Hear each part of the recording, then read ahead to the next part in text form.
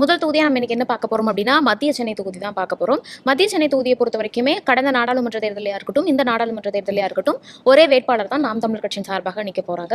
மருத்துவர் கார்த்திகேயன் அவர் தான் வந்து இந்த தேர்தலில் வந்து மத்திய சென்னையில் வேட்பாளராக அறிவிக்கப்பட்டிருக்காரு.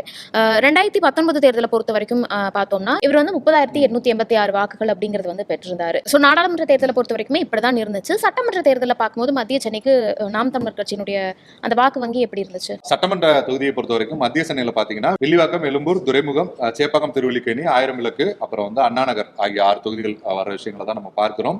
மற்ற தொகுதிகளோட ஒப்பிடும்போது இங்கே வந்து கொஞ்சம் வாக்குகள் வந்து குறைவா தான் வாங்கியிருக்காங்க அப்படின்னு மாதிரி தான் பார்க்க முடியுது. வில்லிவாக்கம், அண்ணா நகர் 2 தொகுதியில தான் 10,000க்கு அதிகமான வாக்குகள் வாங்கியிருக்காங்க.